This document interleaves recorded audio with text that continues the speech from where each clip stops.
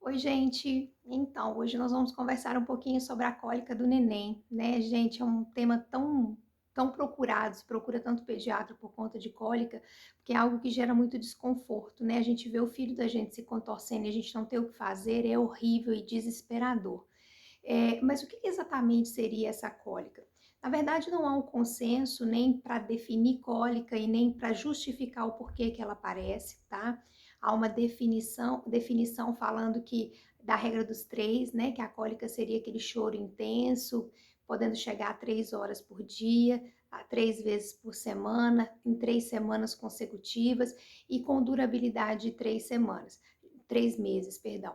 Em alguns casos, alguns nenéns têm cólica até o quarto mês, ou seja, uma melhora entre o terceiro e o quarto mês. E por que que o bebê tem cólica? Também não há definição com relação a isso, não há um consenso, acredita-se em muita coisa, por exemplo, na duplicação do intestino, o neném nos primeiros 30 dias nasce com em média 3 metros de intestino, nos primeiros 30 dias vão para 6 metros de intestino, a colonização bacteriana, né, nos nenéns, principalmente nos nenéns de parto cesárea, que não tem contato com a flora vaginal materna, né, que acontece ali durante o trabalho de parto normal. Esses nenéns têm uma tendência a ter um pouco mais de cólica, porque a colonização bacteriana ela vai acontecer no decorrer dos dias de nascido, tá? E também por uma certa imaturidade no sistema nervoso central. A criança tem um limiar de dor diferente do nosso, né? E à medida que vai tendo um amadurecimento desse sistema nervoso central, começa a ter uma melhora nesse padrão da cólica. Uma outra explicação seria um desequilíbrio entre a produção de serotonina e melatonina nos primeiros 3 meses de vida, a serotonina fazendo uma contração da musculatura intestinal e a melatonina um relaxamento. Então, como tem mais produção de serotonina e menos de melatonina nos primeiros 3 meses, seria uma outra justificativa para tentar explicar essa cólica. Agora, uma coisa eu posso garantir para vocês: não tem cólica na primeira semana de vida e geralmente também não tem na segunda. A gente começa a ver cólica a partir da segunda, terceira semana de vida, tá? Naquele primeiro momento, seu bebê tá chorando, mas o motivo desse choro é outro, tá? O neném tá 9 meses ali na barriga da mãe, quietinho, no escurinho, escutando a batida do coração da mãe, escutando a vozinha da mamãe, e de repente ele nasce no meio dessa bagunça, dessa luz toda, desse povo todo conversando na cabeça dele. Então, essa fase adaptativa, isso gera uma irritabilidade, isso gera choro, tá? O neném chora de frio, chora de calor, chora de fome, chora porque tá de xixi, chora porque tá de cocô. Então, com o tempo, a mãe vai conseguindo perceber a diferença de um choro para outro. Mas geralmente o choro da cólica é aquele choro intenso, o neném se contorce, fica todo vermelhinho, a perninha faz flexão sobre o abdômen e o neném chora desesperadamente. E às vezes esse choro pode ser confundido com fome, porque o neném ele procura o peito, porque quando ele suga, ele libera endorfina, que é o hormônio do prazer. Então, ao sugar, ele consegue ter um certo alívio da dor dele. Então, toda hora o neném quer sugar e aí a mãe acha que o leite não está sustentando o neném, que ele está chorando porque ele está com fome, mas na verdade o motivo desse choro todo seria exatamente essa questão da presença da cólica, né? A gente tem que tomar muito cuidado, porque senão a gente deixa o bebê sem rotina e aquela criança sem rotina, ela tem uma tendência a ser mais insegura. Então, junta a cólica com a insegurança e aí a gente pode ter uma persistência desse choro. Nem todo neném acalma com o peito. Tem neném que não fica calmo de jeito nenhum e aquela situação caótica, a mãe chorando do lado, o pai desesperado do outro porque não aguenta ouvir o choro e o neném chorando de outro lado. Então, fica uma situação muito desagradável. Então, o que a gente vai fazer para tentar contorcer, para tentar resolver essa situação? Primeira coisa, calma, paciência, tá?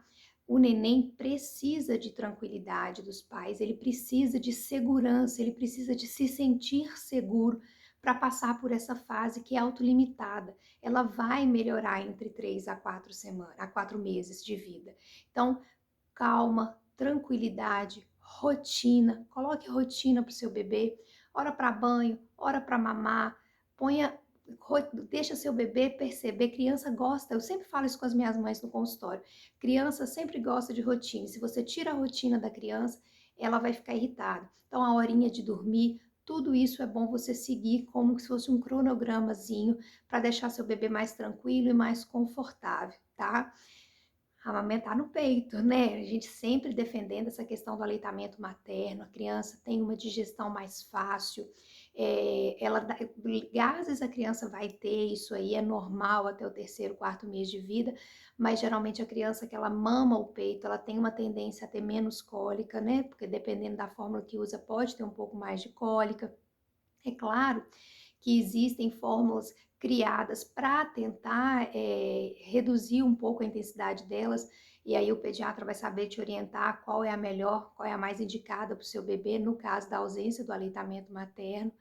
Mas assim, muita calma, muita tranquilidade. Existem alguns medicamentos que são utilizados no mercado para o alívio dessa cólica, às vezes não tira a cólica 100%, mas transforma a cólica em algo um pouco mais tranquilo, que dá para você lidar com isso no dia a dia. Muito cuidado, gente, com as combinações de simeticona, tá? Simeticona associado a outros compostos, tá? No mesmo frasco, porque algumas associações de simeticona com outras drogas podem fazer intoxicação neurológica. Então, não faça automedicação, vá ao seu pediatra, é ele que sabe exatamente qual é a medicação que o seu bebê pode tomar. Então, pegue a orientação e geralmente essas apresentações de medicamentos que a gente tem no mercado, elas vão dar como eu falei, um alívio, mas às vezes não é 100%, um pouquinho de cólica o neném vai ter, e você precisa tranquilizar o seu bebê, pegar ele no colo, confortar ele, que ele perceba que ele é amado, que ele é bem acolhido, para ele tentar ficar mais tranquilo.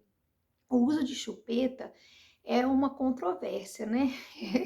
Eu sou assim, eu falo com as minhas mães que às vezes chupeta é vida, porque tem crianças que querem sugar o tempo inteiro e desgastam muito a mãe, e aí a criança fica o tempo todo tentando fazer o peito de chupeta. Então, algumas crianças que conseguem pegar a chupeta sim traz um certo alívio, mas eu sempre oriento de só ofertar a chupeta depois que o aleitamento materno estiver bem estabelecido, para que não ocorra confusão de bicos, tá? E essa questão da chupeta, assim, o ideal é não deixar a criança ficar com chupeta o tempo inteiro. Tava irritadinha, pôs a chupeta, tá tranquila, dormiu, tira a chupeta, não tem necessidade da criança ficar com chupeta o tempo inteiro. Com relação a chazinho, gente, não é para dar, tá? A vovó vai chegar, vai mandar fazer um chazinho de erva doce, mas não é para dar. O bebê deve permanecer em aleitamento materno exclusivo. Outra grande dúvida gerada é o seguinte, que geralmente as mães se culpam, ai meu Deus, o que eu comi que fez mal para ele, como é que funciona essas coisas? Não há restrição, mamãe, para você que está amamentando no peito, não há restrição alimentar. Mas tome muito cuidado com os excessos, a vida é uma questão de equilíbrio, então cuidado com o excesso de doces, com o excesso de refrigerante, tá? Com os excessos de leite. Ai, doutora, mas eu vi um brigadeiro e fiquei louca, quero comer um brigadeiro. Posso comer? Pode comer, mas vai comer um, não vai comer 10, tá? E aí, a gente sempre orienta assim, tem muitas mães que o pessoal fala assim na rua, ah, não como feijão, ah, não como aquilo, não como aquilo outro. Não há esse tipo de restrição. Você é livre para se alimentar e você deve se alimentar bem para produzir muito leite, leite em qualidade para o seu bebê.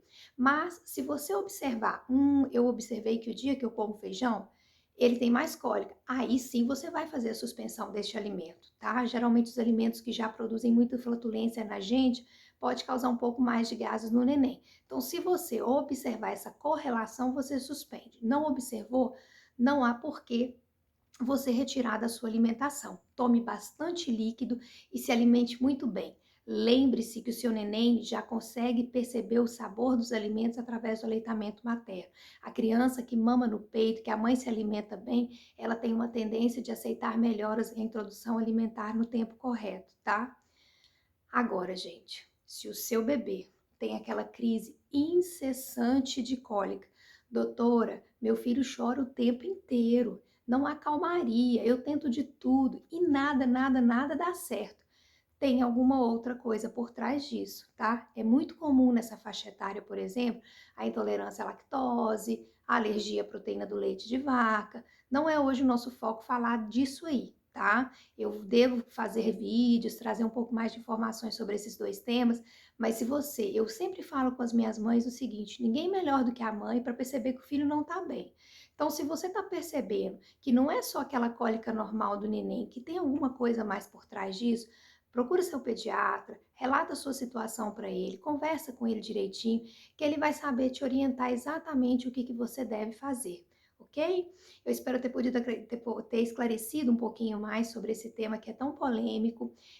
Estou aberta a perguntas, se alguém quiser mandar alguma pergunta, fazer alguma sugestão, é só acessar o canal, tá? E fazer o seu comentário lá.